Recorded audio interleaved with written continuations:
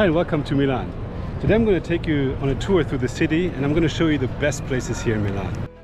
Milan, Italy's financial powerhouse, a global fashion capital, and home to some of the world's greatest art and architecture. While many think of Milan as a bustling business hub, it's also a city rich in heritage, with deep roots in art, design, and culture that stretch back centuries. From Leonardo da Vinci's masterpieces to the cutting-edge skyscrapers of Porta Nuova, Milan has something for every traveler, whether you're here for the art, the shopping, or simply to soak up the cosmopolitan vibe. Join me as I explore Milan's most iconic landmarks and hidden treasures that will make your first visit unforgettable. Stick around to the end for some helpful tips that make your trip to Milan even better. But let's get going, let's explore Milan.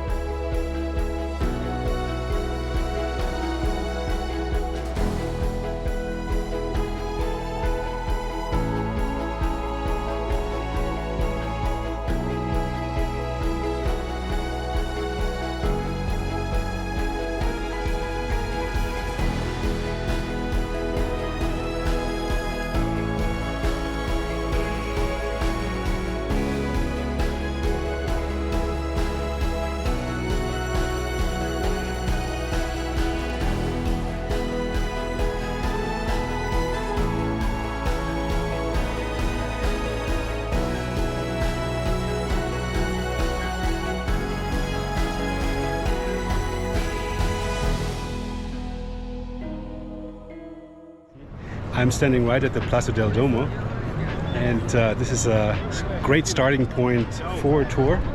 And it's whenever I come to Milan, I really start my tour here because it's so central. And from here you can get really access to all the best places of Milan. So let's get started. Our journey starts at Piazza del Duomo, the beating heart of Milan. This expansive square is surrounded by some of the most impressive architecture in Italy, with the Duomo Cathedral as its crown jewel. As you stand here, you can feel the pulse of Milan, from the swarms of tourists to the locals going about their daily lives. The square itself is a stunning mix of historical and modern elements. Gothic architecture stands side by side with elegant shopping arcades. Don't forget to snap a photo with the statue of King Vittorio Emanuele II, a symbol of Italian unity. Nowadays, he's hosting lots of pigeons as well. Piazza del Duomo is famous for the many pigeons in the square. There's also quite a few touts there, so be careful when you are on the square. There's people trying to take pictures with you, for you. They usually charge money for that. There's also a bit of a scam with some of the touts trying to give you bracelets as a gift, and just refuse those and ignore them. Because you always end up having to pay for those, and if you don't, they create a big fuss. So it's best to just stay away from any of the touts that are frequenting the square.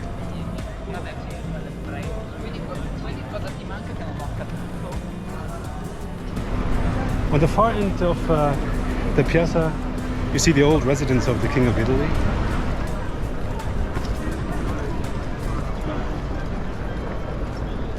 And I'm just going to walk in one of the side streets now. If you head south of the Piazza del Duomo and you head in one of the side streets, there's more history to see.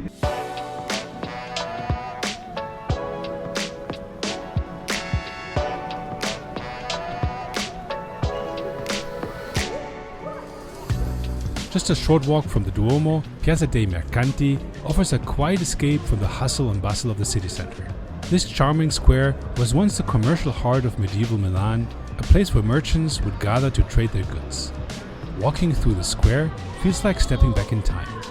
The buildings surrounding the square, including the Palazzo della Ragione and the Torre dei Merli, date back to the 13th century and are perfect examples of Milanese medieval architecture. Here, you can take a moment to reflect on Milan's evolution from its merchant roots to its current position as a global city. I love the combination of this really old architecture and the modern staircase that they attach to the building. It's so cool.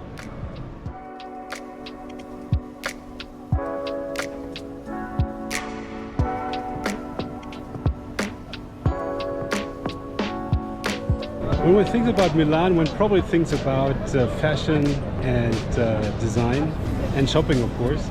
But Milan is much more than that. There's lots of culture in the city. Michelangelo and Leonardo da Vinci worked here, and this is of course also the city where Enrico Caruso performed at the Scala, and Verdi composed his masterpieces. So this is really a city where wherever you walk, you're really walking on history. And I'm now going to head over to the Duomo.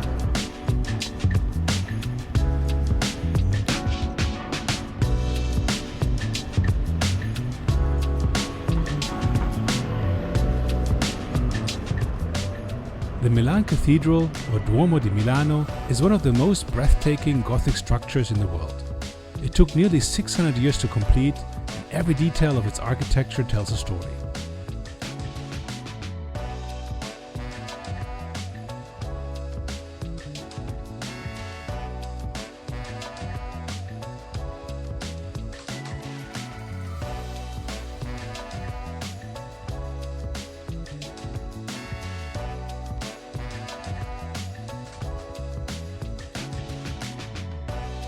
The cathedral is adorned with over 3,000 statues, 135 spires, and spectacular stained glass windows.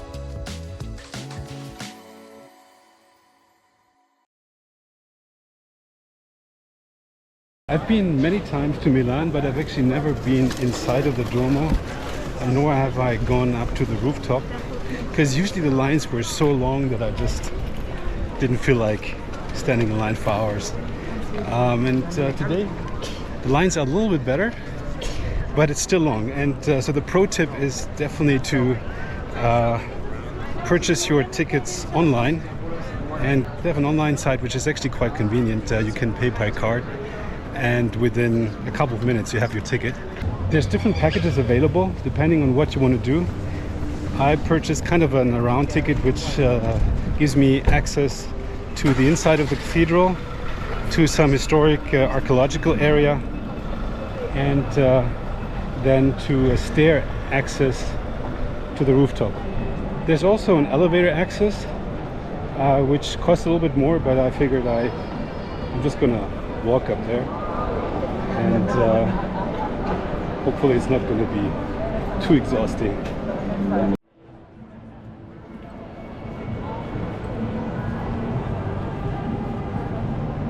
Inside, you'll find an atmosphere of quiet reverence, where the intricate design and play of light from the stained glass can make you feel like you're standing inside of a work of art.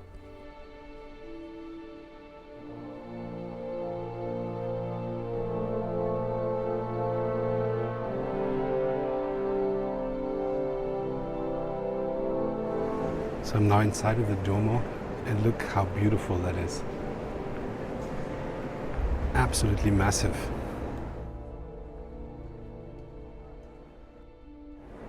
So the Milan Cathedral is a truly monumental building, and it's really famous for its sublime architecture.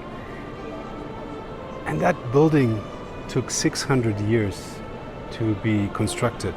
It was started in 1386, but was only officially completed in 1965.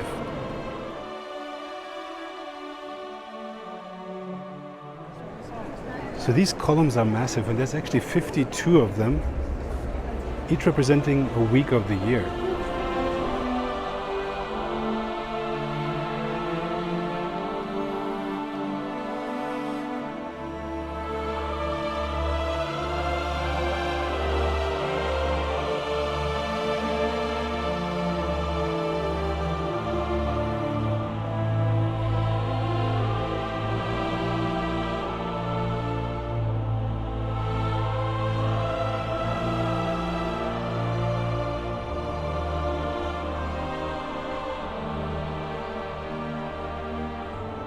I love the marble floors. Look at this floral pattern, it's so beautiful.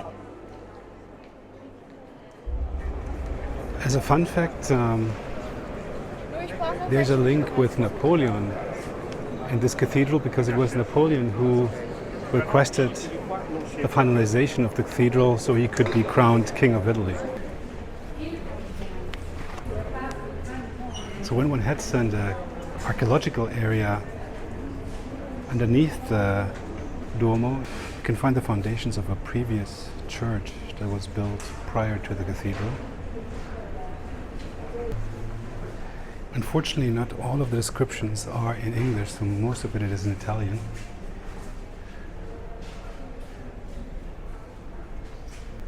That's the old Basilica Sant'Ecla.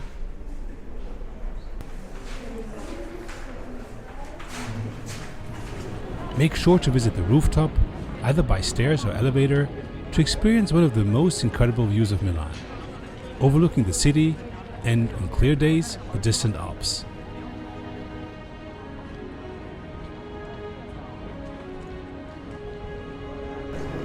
In order to go up to the rooftop, you have to exit the cathedral and you have to enter the staircase on the opposite side, the back side of the cathedral.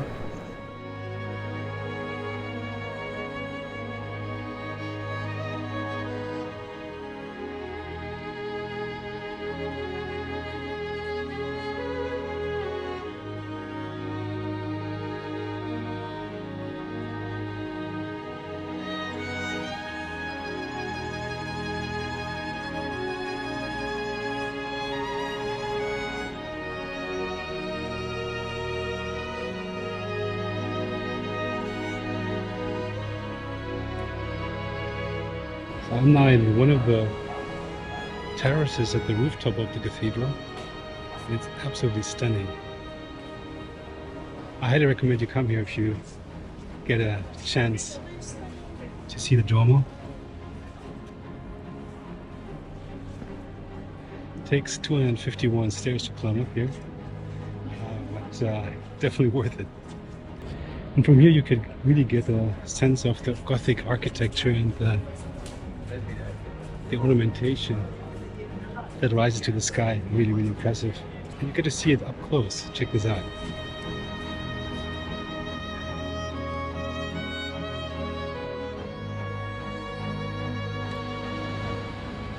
From here you have a spectacular view of Milan. Amazing.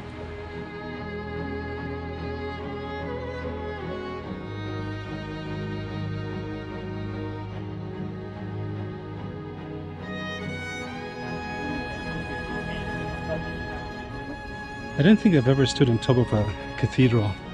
You can literally walk on the nave of the Duomo.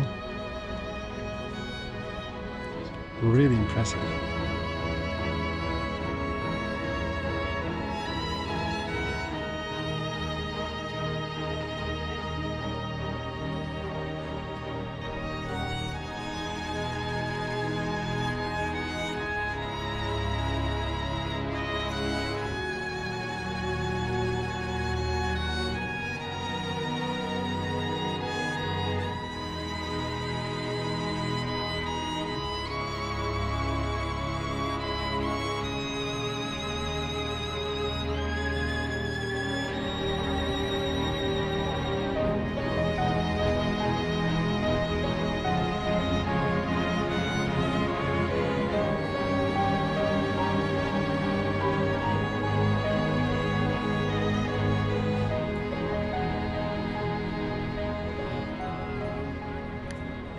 Okay, let's head to the next architectural highlight of Milan, and it's absolutely a must-see when you come here.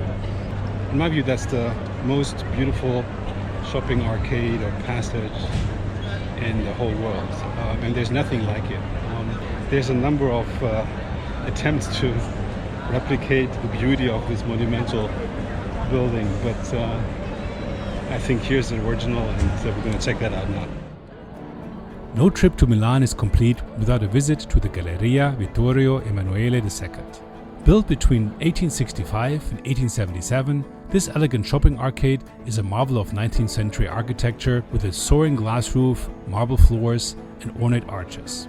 Known as the Salotto di Milano, which stands for Milan's living room, it's one of the world's oldest shopping malls and a symbol of Milan's luxury and style.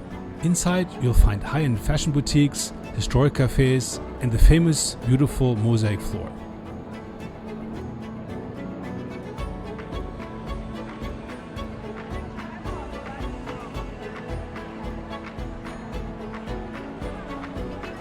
This shopping area was developed in 1877, and the design is from Giuseppe Mangoni. It has the shape of a cross and is covered by 4 glass paneled arms that really beautifully let in the sunlight. As you can see, it's very light inside here, but it's not too hot, so the roof provides some shade. And actually it's quite cool in here. While outside it's a super hot summer day, temperatures here are really nice. Look at the marble mosaic floors. The pattern is just absolutely stunning. So wherever you look, you find these amazing, intricate mosaics. And of course you have all the major shops. One luxury brand after the other. Here's Louis Vuitton. There's Prada, and I believe this is the original Prada store, if I'm not completely mistaken. Or at least it's one of the most prominent ones of that famous chain. And there's several nice, probably quite expensive restaurants that are here in this Galleria. And if that's too expensive for you, I see on the far end there's also McDonald's, which is probably slightly cheaper.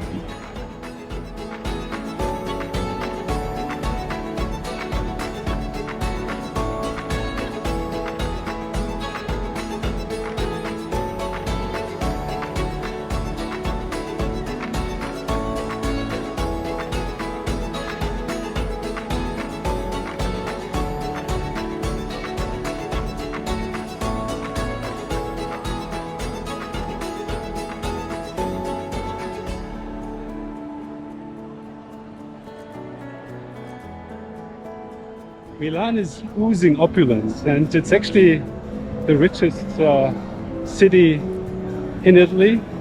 The district of Milan has a GDP of 400 billion euros, which is really impressive by itself. And you can tell that there's lots of wealth in the city, and there always has been. The architecture is enormous. It's so beautiful. When you exit the Galleria on the north side, you practically stand in front of the Scala. La Scala is one of the most famous opera houses of the world. It might have hosted the greatest artists in opera. And the building doesn't look really impressive from the outside, but I heard the inside is spectacular. I've actually never been in there. Tickets for an opera are apparently not cheap. And not surprisingly, they play Verdi, who is of course a master that lived and worked in Milan. And there's Rigoletto on the menu. So I'm now inside of the Scala, really impressive building. The entrance for the museum visit and the visit of the actual Scala auditorium is about 10 euros. $11, so definitely affordable, and for such an iconic building, I think a must-see in Milan. Let's check it out. Located just steps away from the Galleria, La Scala Opera House is one of the most famous theaters of the world. Opened in 1778, it has hosted some of the greatest performances in opera and classical music history, including works by Verdi, Puccini, and Toscanini. Even if you can't catch a performance, you can visit the museum, which is dedicated to the history of opera and includes costumes, instruments, and historical exhibits. La Scala is the epitome of Milan's status as a cultural center for music and performing arts.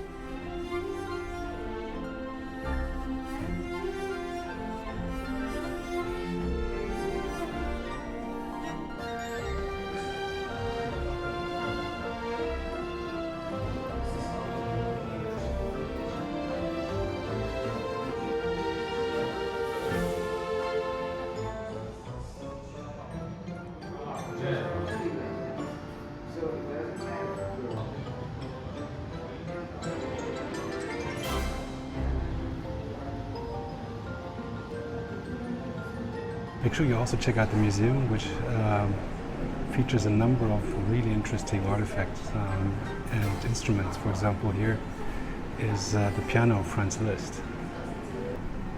And when you come to the next room, you see a big portrait of Verdi, and his piano is right here.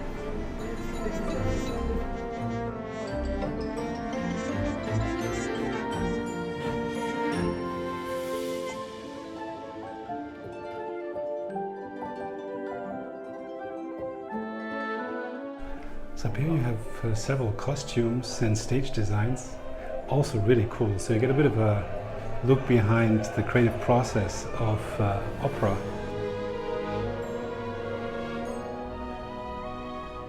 The theatre itself is a lavish example of Italian neoclassical architecture with its opulent interiors, red velvet seats and gold accents.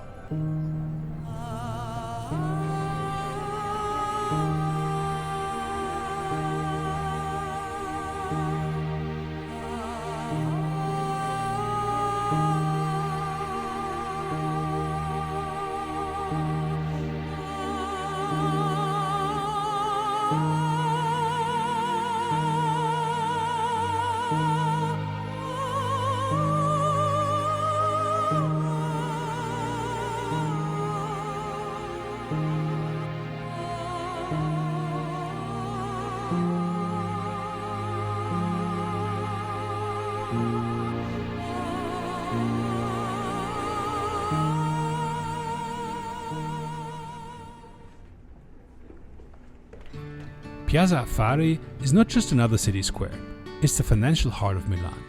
Home to the Italian Stock Exchange, this area is a symbol of Milan's economic influence in the world. However, the square is also known for its striking modern art installation.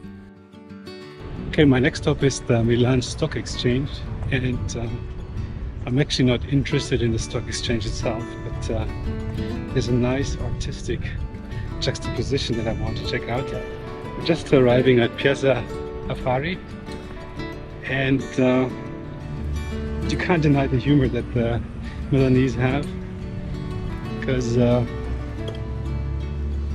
they positioned a gigantic middle finger in front of the stock exchange. Let's check this out.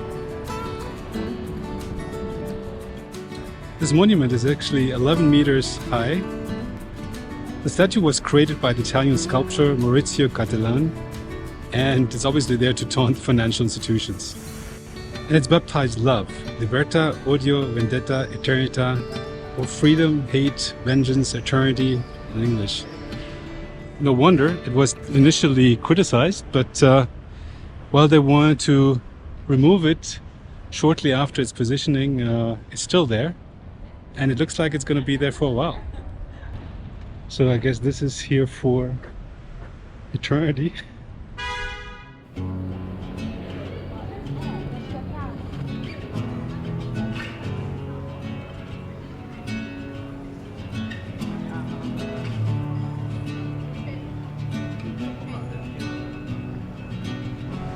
All right, I've now reached the Castle of Milan, which is one of the big fortifications here in the city, which was originally built to guard against the enemies of Milan in the Lombardy, which were the Venetians. And this castle was built in the mid 14th century, was modified many times, and is now really a spectacular place to visit when coming to Milan. It's also going by the name of the Castello di Milan and houses several museums. And I'm not going to go to all these museums, but I'm going to see whether I can take you inside, and we'll check out the Castello di Milano. Before, and here another.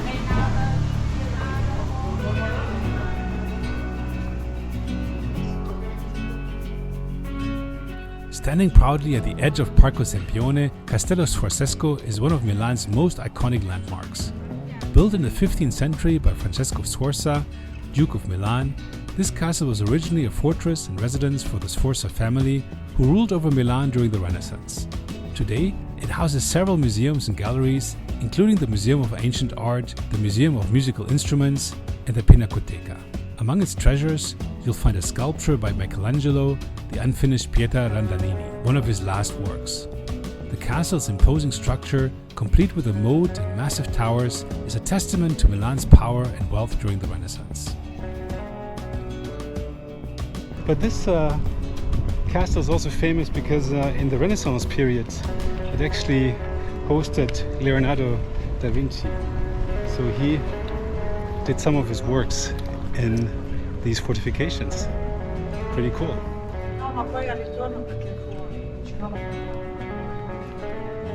You'll also find the Museum of Decorative Arts, where you'll see some of the works of the stonecutters and weavers and upholsterers. And you'll find the museum, the Egyptian Museum, and its collection of sarcophagi and mummies. The Pinacoteca del Castello Sforzesco has about 1,500 works of art that are on display. It might be one of the largest museums here in Milan. And now we're heading on the northern end. Porta del Barco leads into our next place that is worth seeing here in Milan. That's the Parco Sempione.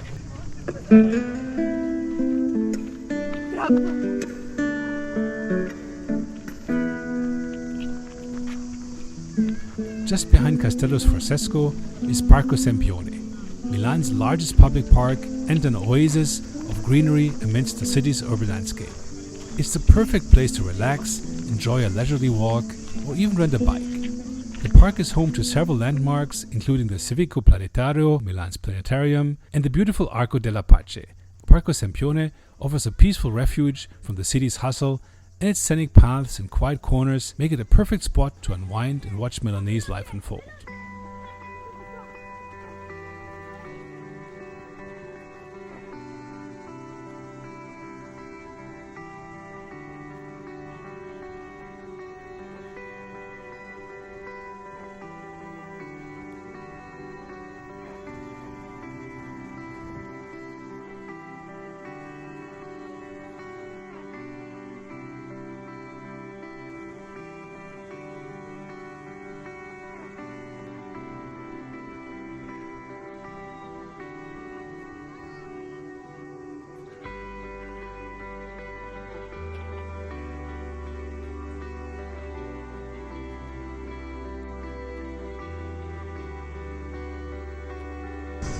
Parco Sempione is one of the premier parks in Milan, and it's one of the large public spaces and gardens, and you'll just see it behind us, Sforzesco Castle.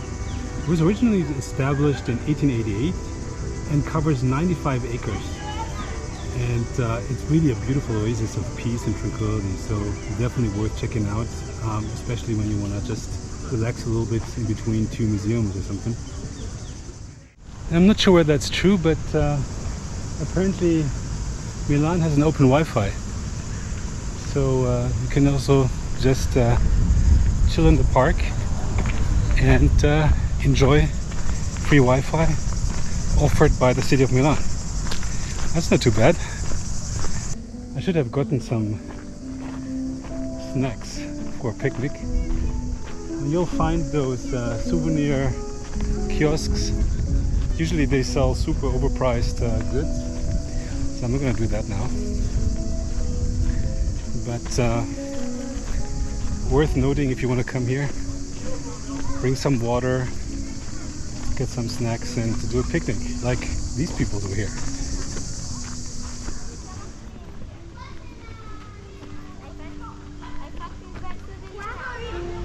At the far northern end of the park, you get to a gigantic arc, which is the Arco della Pace, the Peace Arc, which was commissioned by Napoleon.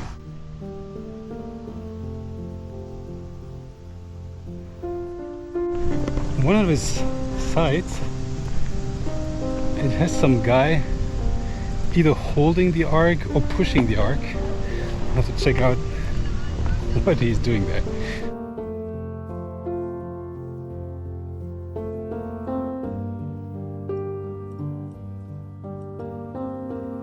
The Arco della Pace is a stunning neoclassical triumphal arch located at the western end of Parco Sempione. Built in the early 19th century to commemorate Napoleon's victories, it's adorned with intricate carvings and sculptures depicting scenes of military triumph. The arch itself stands as a symbol of Milan's historical importance, and the area around it is vibrant with cafes, restaurants and bars. So it's probably often compared to the Arc de Triomphe in Paris. It's not quite as large, but I find the design quite similar. Beautiful little surprise here at the end of the park. Check it out when you're here. What you can see over here is the Torre Branca, and I'm not sure whether it's open. Well, we're going to have a look. Normally on a clear day, from there you can see all the way to the Alps, and it offers clearly a great view all over Milan. So let's have a look. For a different view of Milan, take the short walk over to Torre Branca. Standing at 108 meters tall, this steel tower was built in 1933 for the Triennale di Milano's design exhibition. It offers some of the best panoramic views in the city, perfect for getting a sense of Milan's layout, from the historic center to the modern skyscrapers of Porta Nuova. On clear days, you can even see the distant Alps. The tower's sleek, modern design contrasts beautifully with the historic surroundings of the park and the castle, showcasing the city's blend of old and new. So this tower was erected in 1932 and was built in only 2.5 months for a Triennale that took place in 1933. Good news, the tower is open and one can go up for €6, which is about $6.50 or so. Pretty cool, 108 meters. Let's check it out.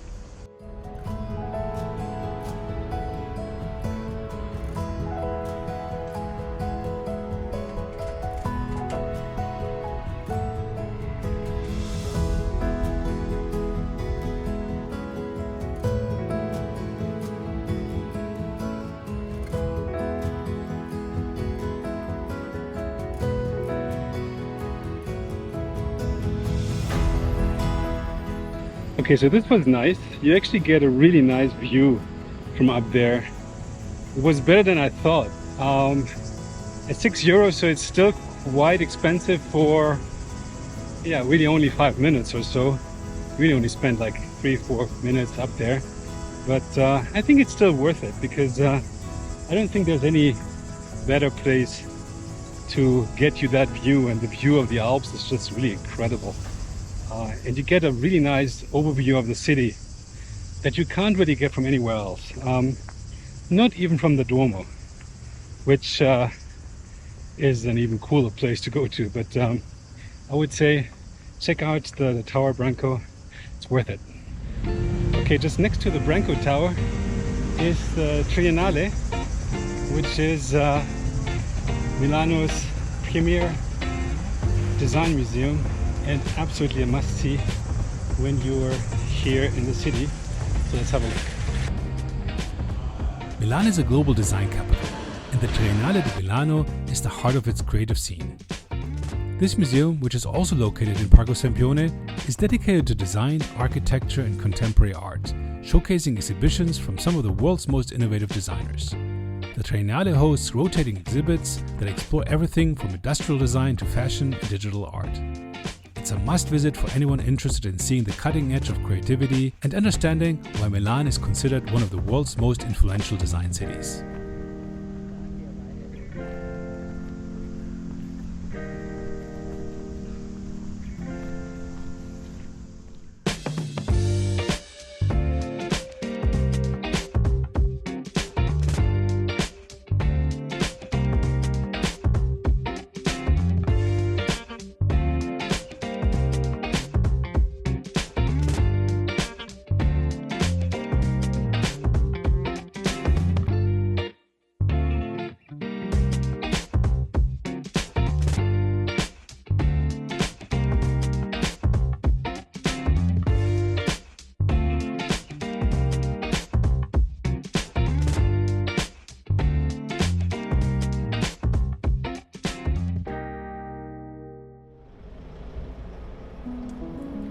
Church of Santa Maria delle Grazie is home to one of the most famous paintings in the world, Leonardo da Vinci's The Last Supper. Painted between 1495 and 1498, this masterpiece is considered one of the greatest works of art in history. Seeing it in person is an awe-inspiring experience, but be sure to book your tickets in advance. Access is limited, and the museum around the church offers fascinating information about its history and significance. The church itself is also a beautiful example of Renaissance architecture with its tranquil cloisters and serene atmosphere.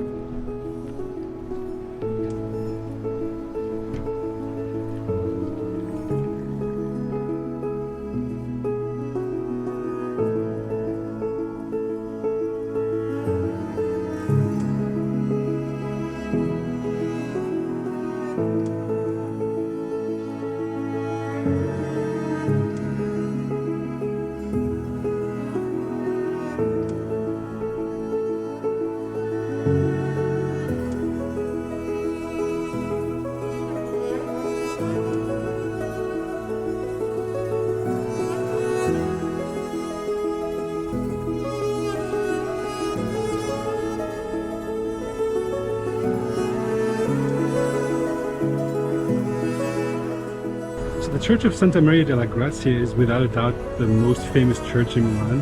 It's quite difficult to actually get tickets. You have to come very early. So if you're interested in seeing that masterpiece of Da Vinci, then you have to come here. But even if you don't, just check out this beautiful church and go inside and take a bit of a rest. It's actually quite refreshing and cool in there too.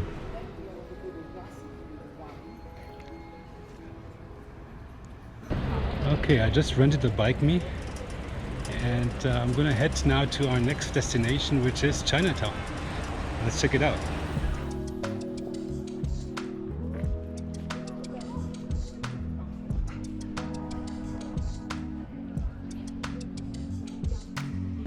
Right, I've arrived now in Chinatown, which is one of those things that most people probably don't think of when visiting Milan, but Chinatown is actually quite cool. It's not as large as the Chinatowns in New York or San Francisco or even DC, but it's a little bit cheaper than other parts of the city.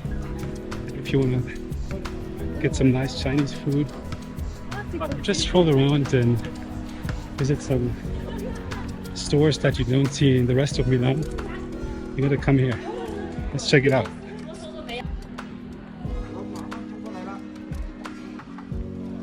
Milan's Chinatown is one of the largest in Europe, and it's an exciting blend of Italian and Chinese cultures. Located just northwest of the city center, this district offers a variety of authentic Chinese restaurants, markets, and shops with a mix of traditional Chinese architecture and Milanese style. Wander through its streets and explore hidden temples, taste delicious dim sum, or shop for unique goods. It's a wonderful place to experience Milan's multicultural side and get a taste of Chinese culture in Italy.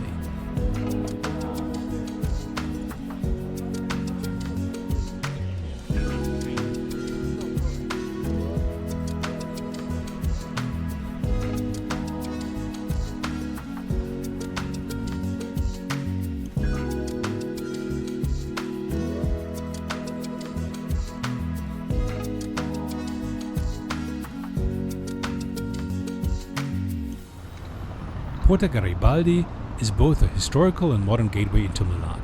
The original neoclassical arch was built in the early 19th century to commemorate Italy's unification, but the area surrounding the arch has undergone significant transformation in recent years, with sleek, contemporary skyscrapers like the Unicredit Tower dominating the skyline. This juxtaposition of old and new reflects Milan's evolution into a dynamic global city. The area is also home to trendy shops, bars and cafes, making it a great place to explore Milan's cosmopolitan vibe.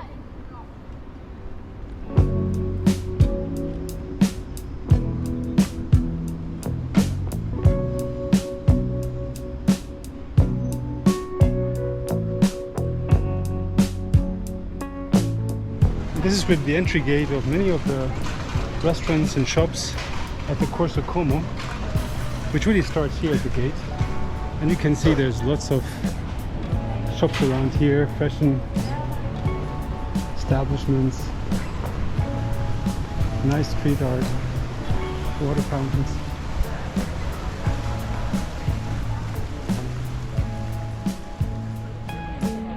If you're looking for Milan's fashion scene, head to Corso Como. This chic street is home to some of the city's most fashionable boutiques, art galleries and trendy cafes. The surrounding area is known for its vibrant nightlife, so check that out as well if you get a chance.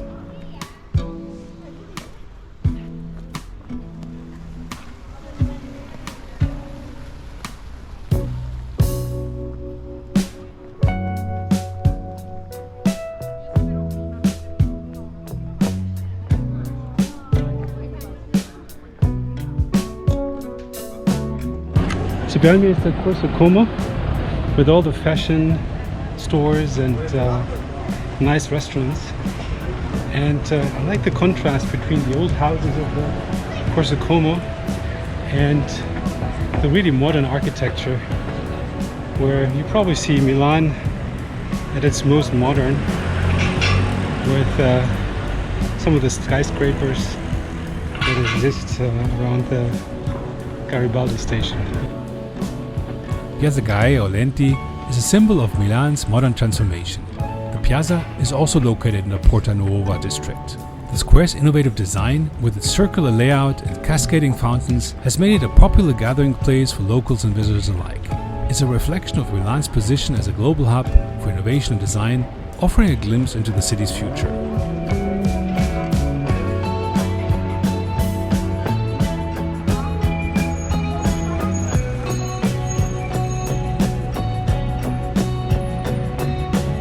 This is really the most modern side of Milan.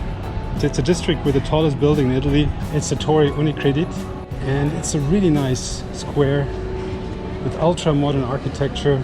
It's kind of a chill place. There's restaurants, cafes, shops. And check out the beautiful architecture of the buildings here. The Pinacoteca di Brera is Milan's premier art museum, housing a vast collection of Renaissance masterpieces, including works by Caravaggio, Raphael and Tizian.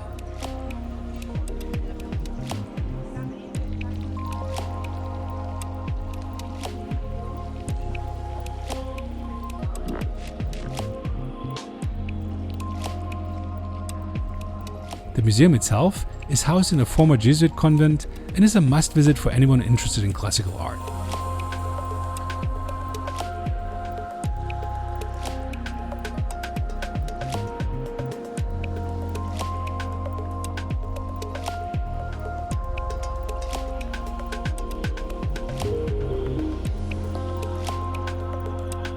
Adjacent to the gallery is the Orto Botanico, Milan's botanical garden, where you can take a peaceful stroll through lush greenery and explore the diverse collection of plants. Together, these two sites offer a perfect blend of art and nature.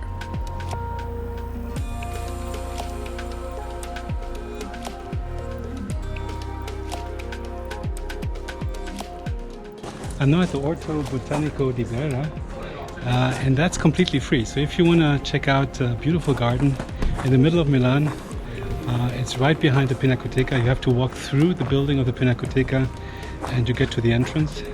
There's another side entrance from a different side street, but this one is probably the main one. It's closing in the summer months at 6 p.m. So be there early and you can spend some nice time here. Finally, we arrive in the Brera district, one of Milan's most enchanting neighborhoods. Brera feels like a village within the city. Via Brera is the heart of this district, lined with galleries, antique shops and cafes. This is Milan's bohemian quarter, where artists, writers and intellectuals have gathered for centuries. Whether you're here to browse the art galleries, sip a coffee at a historic cafe, or simply take in the atmosphere, Brera is a place that captures the creative spirit of Milan.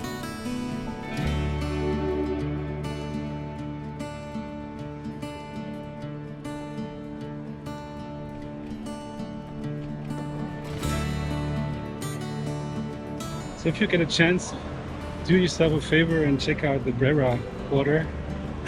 It's really a neat part of Milan with lots of small little boutique shops. Still quite classy, I would say, but quite original as well. You find fashion boutiques, perfume shops, jewelry. Yeah, we're really coming full circle now of our tour through Milan. We're gonna make our way to the Duomo, where I'm going to conclude the tour. I'll give you a few more tips for Milan, so do stay tuned. Now let's get to some of the most important questions you may have for your visit to Milan. When to visit Milan? The best time to visit Milan depends on what you want from your trip. The most popular time to visit is during the spring, from April to June, and early autumn, September to October, when the weather is mild and the city is buzzing with cultural events, fashion shows and festivals. The summer months of July and August can be hot and crowded, with many locals escaping the city for vacation. So expect higher prices and crowded tourist spots. Overall, spring and autumn offer the best balance of pleasant weather and fewer tourists. How to get around in Milan? Milan has an excellent public transportation system, making it easy to navigate the city. The metro is the fastest way to get around, with 4 main lines that connect all the major districts. There are also trams and buses that cover the entire city, which are perfect for a leisurely journey or when you want to explore neighborhoods at a slower pace. For a more scenic ride, try the trams, which pass through some of Milan's most iconic streets. Taxis and ride-sharing services like Uber are available, but they can be more expensive than public transit. For a more Milanese experience, you can rent a bike or scooter through one of the city's many bike-sharing programs. This is what I did, and this was the perfect way to get around. So Bike Me is really a cool thing if you want to get around cheap in Milan. You register once and it costs €4.50, about $5 per day. And with that you can ride for 30 minutes free. And after that it costs 50 cents per half hour, €1 per hour. And it's a really cool value proposition because with that you can pretty much go anywhere in the center and you get some fresh air.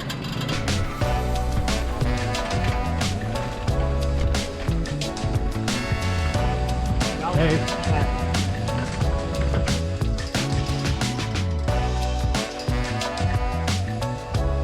Milan offers a variety of accommodation options, ranging from luxury hotels to budget-friendly guest houses. If you want to be at the center of the action, the areas around the Duomo, Galleria Vittorio Emanuele and Brera are ideal, with easy access to major attractions, shopping and dining. But there's so many other places in and around Milan that offer great accommodation, ranging from luxury stays at Milan's fashion district, which is home to 5-star hotels, to more residential vibes in short-term rental apartments.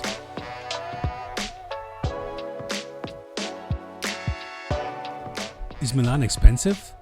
Milan can be expensive, especially when compared to other Italian cities like Rome or Naples. Accommodation, dining and shopping in the city center can come with a hefty price tag, particularly in the fashion district or near major landmarks. However, it's still possible to enjoy Milan on a budget.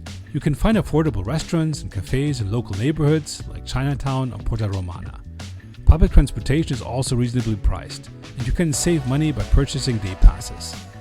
For shopping, Milan offers outlets and discount stores outside the city center where you can grab designer items for less. Ultimately, how much you spend depends on where you choose to stay, eat and shop. Another pro tip when you're here in the center of Milan, I wouldn't necessarily dine or eat here in the close proximity of the Piazza del Duomo. That is by far the most touristy and expensive place to eat, and I'm not sure where the quality is really the best.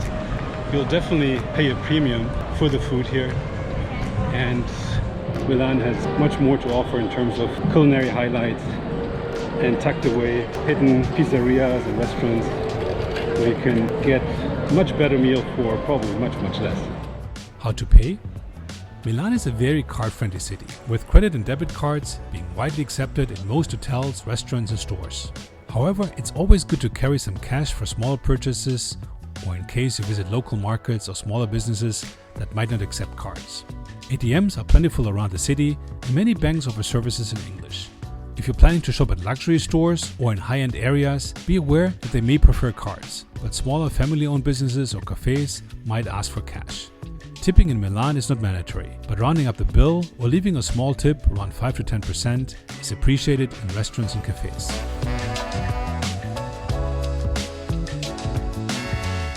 Can I get by with English? Yes. English is widely spoken in Milan, especially in tourist areas, restaurants and hotels. Most signs, menus and information and major attractions are available in English, and young Italians, particularly in the city center, generally have a good command of the language. However, outside the tourist zones or in more traditional areas, not everyone may speak fluent English.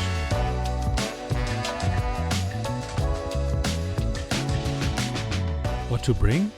When visiting Milan, packing depends largely on the season. If you're visiting in the warmer months, bring comfortable walking shoes, a light jacket, and breathable clothing, since you'll likely be walking a lot and the weather can get warm. In winter, pack layers, a warm coat, gloves, and a scarf, as temperatures can dip quite low. An umbrella or light raincoat is essential in case of unexpected showers, especially in spring and fall. Don't forget your power adapter. Milan uses the European 2-prong plug Type C and F. Is Milan safe? Milan is generally considered a safe city for tourists, with a relatively low crime rate compared to other major European cities. But like in any large city, pickpocketing can be a concern, especially in crowded areas such as the Duomo, Galleria Vittorio Emanuele, and on public transportation. It's advisable to stay alert and keep your belongings secure. Late-night walks through quieter neighborhoods are usually safe, but it's always best to stick to well-lit, populated areas after dark. Milan also has a visible police presence, and emergency services are prompt and efficient.